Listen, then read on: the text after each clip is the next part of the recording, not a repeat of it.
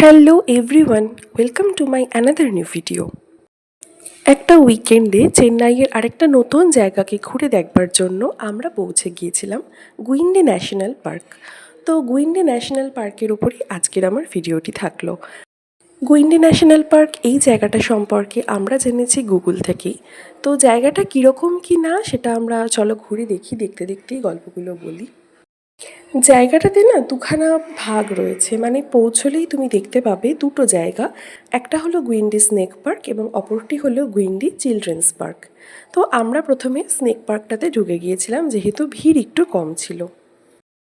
দেখো, দেখতে পাচ্ছ যেটা, যে প্রচুর রকমের এখানে সাপ আছে এবং প্রত্যেকটা সাপের সামনে এরকম করে একটা করে বোর্ড লাগানো আছে এবং যেখানে সাপেদের সমস্ত ক্যারেক্টার্স, তাদের নাম, ডিটেলস যা কিছু আছে সব কিছু দেওয়া থাকে। তো এক একটা সাপ এক এক রকমের এবং সেগুলো দেখতে কিন্তু বেশ ভালোই লাগছিল। কি যেমন দেখো, এটা একটা কোবরা স্নেকের ব্যাপারে লেখা আছে এবং ভেতরে এটা একটা কোবরা সাপই কিন্তু রয়েছে। এবং দেখো, আমি জুম করে দেখাচ্ছি সাপটাকে, জানি না বোঝা যাচ্ছে কি না। তো এরকম প্রচুর সাপ, এটা যেমন দেখো আরেকটা সাপ। আবার এই সাপটাকে দেখো কি সুন্দর, এটা ঘুরে বেড়াচ্ছে এদিক ওদিক। তো আমরা লাকি এই সময় আমরা পৌঁছেছিলাম, তো যার জন্য এই সাপটাকে আমরা খুব ভালোভাবে দেখতে পেলাম। এরকমভাবে প্রত্যেকটা সাপের এই কাচের যে বক্সের মতন করা, তার বাইরে প্রত্যেকটা সাপের টোটাল ডিটেলস দেওয়া আছে। প্রত্যেকটা সাপের ডিটেলস দেওয়া আছে, তাদের ক্যারেক্টার্স লেখা আছে। তো সেগুলো পড়ে পড়ে সাপগুলোকে ঘুরে দেখতে কিন্তু বেশ লাগে। এই দেখো, এখানে রয়েছে দেখো দুটো ঘড়িয়াল। এই ঘড়িয়ালের মানে এই সরীসৃপ জাতীয় অনেক রকম প্রাণী এখানে দেখতে পেলাম। ঘড়িয়াল ছিল, কুমির ছিল। দেখো এই জায়গাটায় দূরে দেখো কুমির বসে আছে এবং এটাকে জুম করে তুলতে হয়েছে কারণ কুমিরটা অনেকটা দূরে ছিল। তো এই দেখো, এইখানে আরেকটা সাপকেও দেখলাম, এও বেশ গাছের ডালে এদিক ওদিক ঘুরে বেড়াচ্ছিল। তো আমি আর বেশি সাপের ভিডিও বা শেয়ার করলাম না, কারণ দেখতে হয়তো একটু বোরিং লাগবে। বাদ বাকিটা তোমরা ওখানে গেলেই দেখতে পাবে। যেগুলো এখানে রয়েছে প্রচুর গিরগিটি, তো এখানে দেখো প্রচুর গিরগিটি তলায় অন্য কালারের তারা ঘুরে বেড়াচ্ছে এবং ওপর থেকে যেগুলো রয়েছে সেগুলো আবার সবুজ। আবার দেখো কিছু অরেঞ্জ কালারেরও রয়েছে, মানে সব রকম মিলেমিশেই এখানে ছিল। তো আমাদের মোটামুটি স্নেক পার্কটা ঘোরা হয়ে গিয়েছিল, বেশ 1 ঘন্টার মতন সময় লেগেছিল। ওখানে কিছু শো চলছিল যেটা আমরা আর দেখতে পারিনি ছোট্ট বেবি থাকার জন্য। তো এখানে এবার আমরা চলে যাচ্ছিলাম চিলড্রেন্স পার্কে। জানি না এখনও যে চিলড্রেন্স পার্কে কী আছে, তবে চিলড্রেন্স পার্কটা বেশ সাজানো গোছানোই ছিল। চিলড্রেন্স পার্কে প্রথমে ঢুকেই দেখতে পেলাম এত হরিণ। এদেরকে মেনলি সেই সময় খাওয়ানো হচ্ছিল, যার জন্য একটা ছোট্ট জায়গাতে এরা রেস্ট্রিক্ট মানে ছোটো জায়গাটা, ছোটো ঘরের মধ্যে তারা সবাই খাওয়া দাওয়া করছিল। তো এই জায়গাটা চিলড্রেন্স পার্কের আমার সব থেকে ভালো লেগেছে। এটা একটা বিশাল জায়গা জুড়ে এরকমভাবে নেট লাগানো রয়েছে, নেট না মানে এরকমভাবে তার লাগানো রয়েছে। আর এর ভেতরে বিভিন্ন রকমের ভীষণ সুন্দর সুন্দর পাখি রয়েছে এবং যে পাখিগুলো আমি কোথাও গিয়ে কখনো দেখিনি।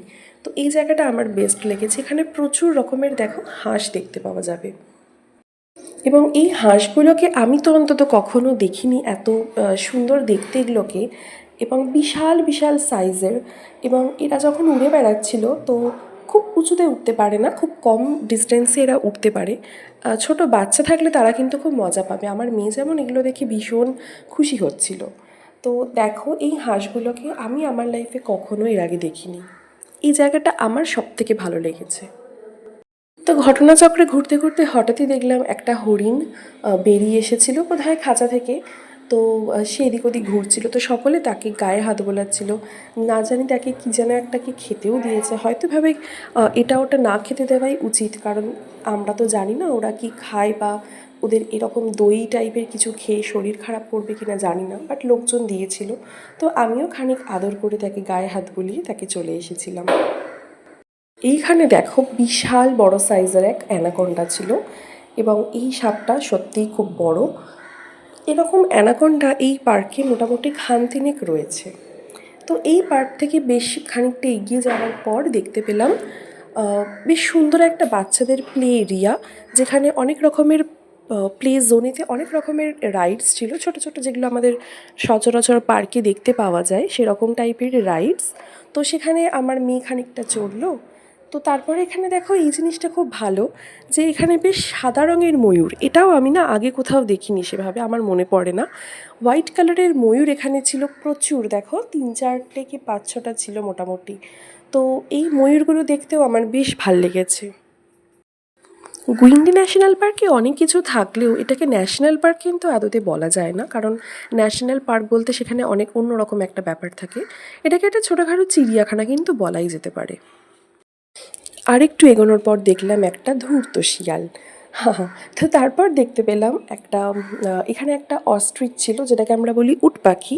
তো সেই উট পাখিটাও বেশ ভালো লেগেছে, তবে উট পাখিটা না বড্ড রোগা মানে অন্য জায়গায় উট পাখিগুলো আরও যেন বেশ ভালো দেখতে থাকে, এটা যেন কিরম কিরম, যাই হোক। তো তারপর আমরা পৌঁছে আরেকটু এগোনোর পর এখানে দেখতে পেলাম প্রচুর রকমের বাঁদর, হনুমান। এদের প্রচুর রকমের ব্রিড ছিল, মানে অনেক টাইপের হনুমান বা বাঁদর ছিল।